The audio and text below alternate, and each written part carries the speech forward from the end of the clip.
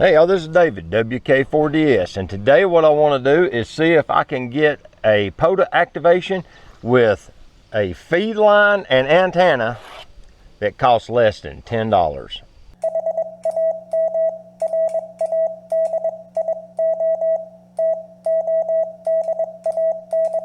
So the point of this whole exercise was something that I've come across the other day on another YouTuber who was talking about what did hams use before the invention of coaxial cable for transmission line. And he talked about, you know, of course, ladder line and window line. He said a lot of them just used two twisted conductors, and that it has a characteristic of impedance of about 100 ohms. So, you know, that's going to throw you at about a 2-to-1 SWR at the transmitter. But 2-to-1 SWR isn't bad. Everybody's been conditioned to think that if you don't have a 1-to-1 SWR that your signal's not going to get out. Well, today I intend to prove that theory wrong. And I'm going to make a sloper, a sloping dipole, and the feed line for my radio today out of this roll of wire. I got 50 feet of two conductor. This is what they call station wire or intercom wire. It's just two solid copper conductors, and they're small gauge, but they'll handle the power I'm going to deliver just fine. The plan is to use the Ten Tec Scout, and I'm going to use my MFJ manual tuner because it has a wire antenna input on the back of it, or a balance line. I'm going to use the balance line input today because I'm going to use this. And then we're going to see how hard it is to get a POTA activation today. So today I'm going to do the activation out on top of the deck lid of the truck because it's such beautiful weather. It's just beautiful skies. There was a big storm blew through last night, had some tornado activity in it, and today it's just gorgeous. So I'm going to set up, and it's cool today too because behind the weather front was some cooler air. There was a bald eagle. I just saw it, and no, it's not. It's a daggum seagull. I saw it fly through the screen on the camera. Okay. Anyway, let's get the radio out.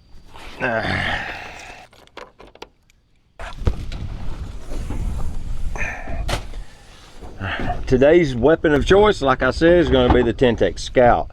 I may get out the SBX to do some FT8 later, but my main goal is to work CW and maybe some sideband.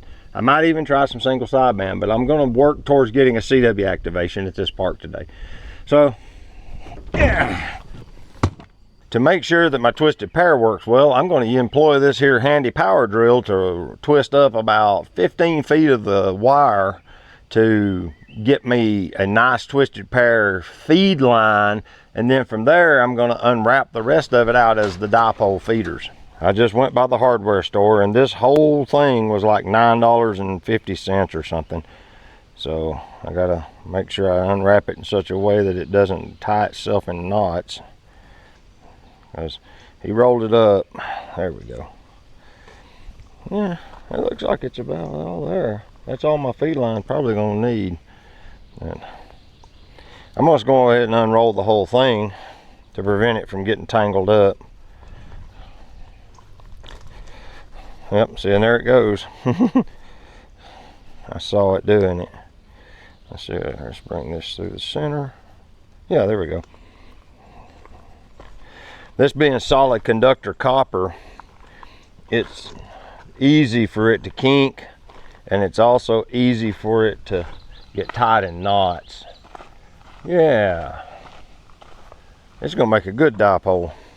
My plan is to throw my line over this tree limb and then run it down to the ground over that way, however far it goes, to get a nice twisted pair out of this. It's already twisted somewhat, but I want it to have a little more twist in it. One eternity later. There. Now I got me a good twisted pair. Whoop, whoop. It's wanting to wrap up on me. You know that whole part about it kinking? That's what that's going to do. And I pulled tension on it, but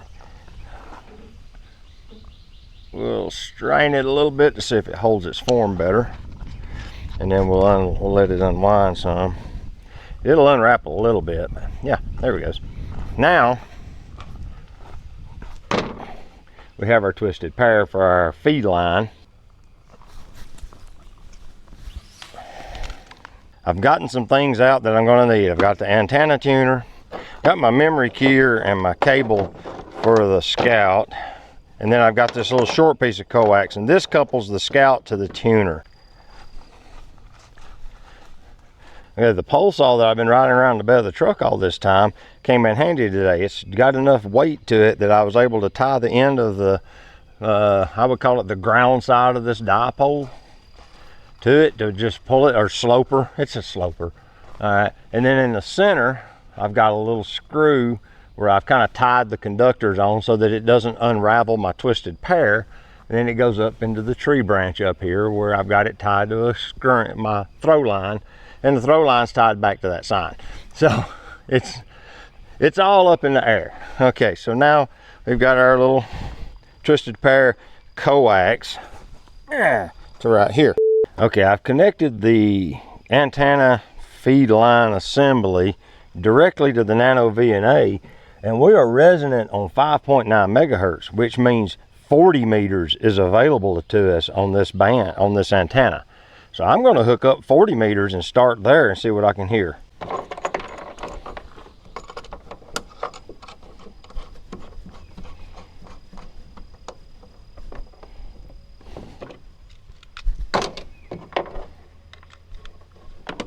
Oh, by the way, you see where it has that dashed line on there? That's for this wire. If you're running a balanced line connection like this, you have to jumper this connection to this one to get it to work.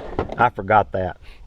Now I'm actually getting a measurement on the nanoVNA. Before I was getting like infinity SWR. It's because this wasn't wired all the way up.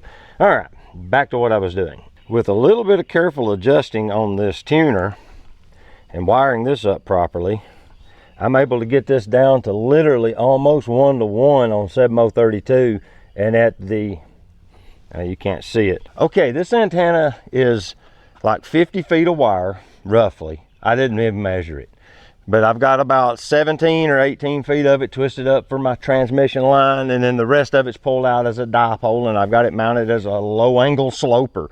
It's pretty low, and it's coming out with just a little bit of tuning on this little MFJ tuner.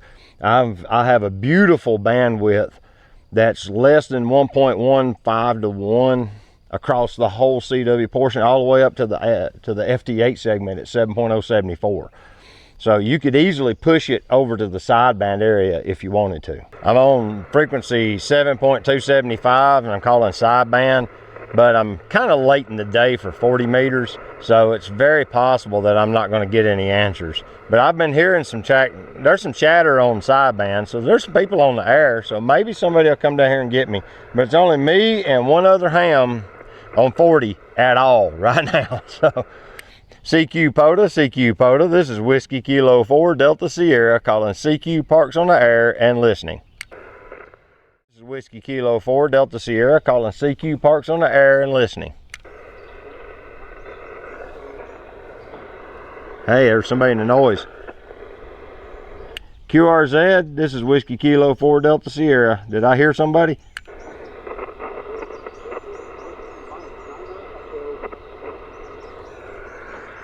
Whiskey Mike Niner Echo. Whiskey Mike Niner Echo, come again.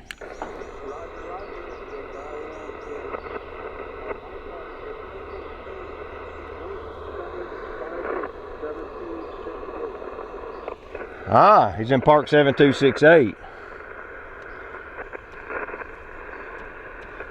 QSL, the Park 7268. You're about a 5'2" into Park US 9875, Raccoon Creek. QSL?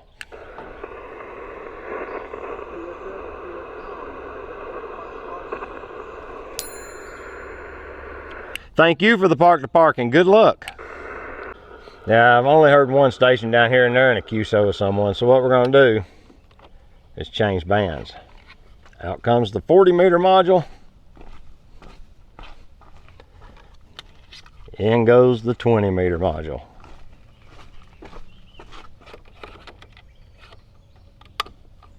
Push it into the locks. And now we're on 20 meters, just like that. Now I need to retune the antenna.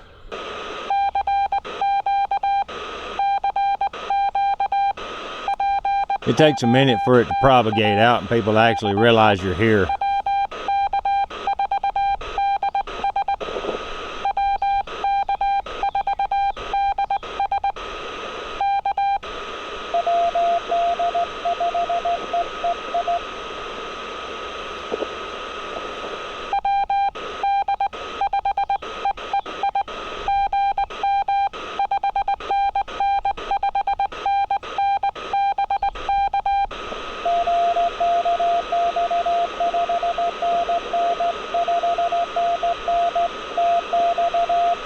Texas.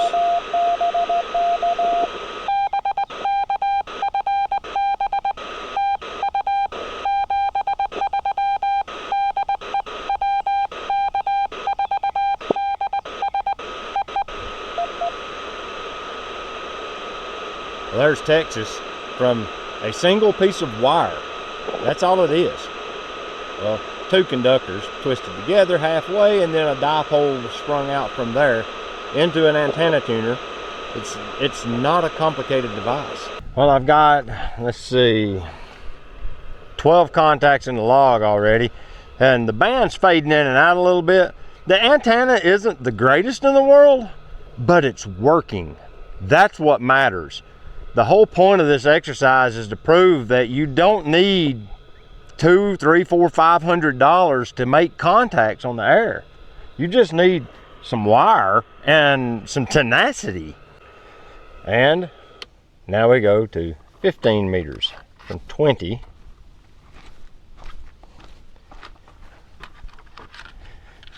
$15 meters.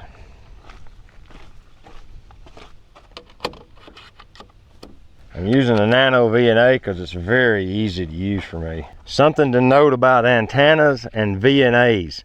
A VNA is a transmitter. Okay, it has to inject a signal out of the S11 port to be able to get the reflection back to get readings. So bear that in mind. You can't leave this on with an antenna like this nearby. It's going to pick it up. So you'll get this band noise because it's the VNA radiating it, because it's sweeping through the frequency range that you set it to. And you need to turn this off once you get the antenna tuned. Just nice little PSA there for you. Well, I just worked California and I should have recorded it because he was coming in strong. Either he had like a 3-element beam pointed this way or a tri-bander or something. But yeah, he was coming in great. On the little homebrew dipole, you know, here goes the transmission line out to the feed point, kind of held in place with a screw. And then the radiator's going up to that tree branch, and then the ground, or the opposite side of the dipole.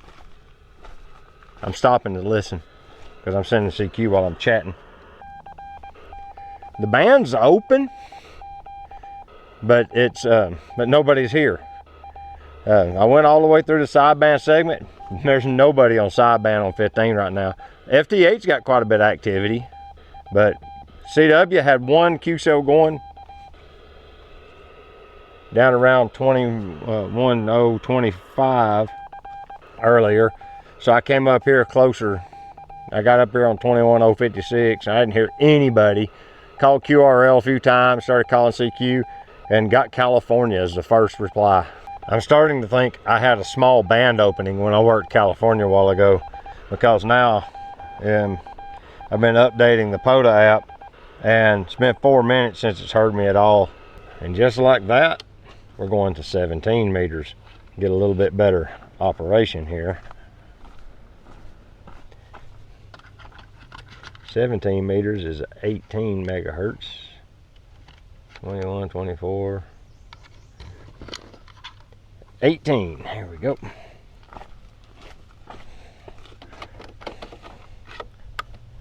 Now, get up into the ham section. We get up here and can hear FT8. That's a good sign. It's strong and the antenna's not even tuned. So I'll probably hear some CW once I get the antenna tuned. Give you a quick shack tour. Of course, you have the antenna that's been the focus of this video, the tuner, the radio, Power is coming from inside the truck cab, as you can see from this cable here. It runs over the seat and down into there. And then I've got my login computer, and my key and keyer are in the floorboard here. So I can just trigger it like that, see? And that keeps all of this stuff in the shade. Now, of course, I've got my app going here on the POTA app to see if my spots are picking up, and I'm showing up. 17 meters is open.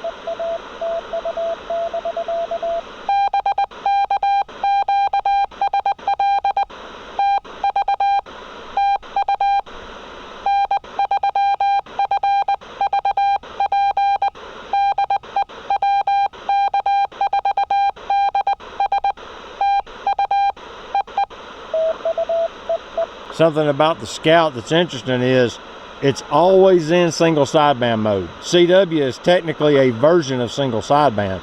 So to use CW, you have to dial the frequency off, whether it's the upper or lower sideband, by the appropriate amount of the side tone. So I'm transmitting, I've got the radio set on 14.046.7, and it's transmitting on 14.047.3. It's about 600 hertz off, and you have to remember that. So it's a little quirk with the Ten Tec Scout. And that's a wrap, folks. There's a plasma storm coming in, and it's even got 20 meters fading in and out pretty bad. They call that QSB in ham radio lingo, when the signals fade in and out for no apparent reason. All right, so this is what I'm trying to accomplish with this, was to get out with a less than ideal antenna and working activation with it and succeed. Now, I succeeded a long time ago. I've just been trying to make contacts on different bands, seeing how it tunes, seeing how sensitive it is to being tuned up. And with the nanoVNA, it's pretty easy because you can watch the nulls move around in frequency, and you can set the frequency bandwidth wide enough that you can see where it's at and walk it into where you want it to be. If you had just a regular tuner, it's kind of tight, and it's a little tough to work with on the higher frequencies. But this thing could be cut to 40 meters, and you could have 40 meter dipole that you just strung up like I've got as a sloper here, and you'd have a wonderful time on 40 in the early morning or late evening. Middle of the day, the band kind of shuts down. That's the problem I ran into. I was late getting here, so by the time I got to the park and got everything put together, 40s had pretty much closed. So just remembering the bands and how they work with the sun and the times of day would make you more successful or less successful. If I'd have stayed on just 20 meters, I'd have probably made 35 contacts. But I wanted to play on 17 and 15, see what I could find. 15 was pretty tough, so I didn't bother going to 12 or 10, but it would work there. I just didn't bother. But yeah, it's been a great day. Appreciate y'all coming along. So I'm gonna say this is WK40S and 73, and we'll talk to y'all later.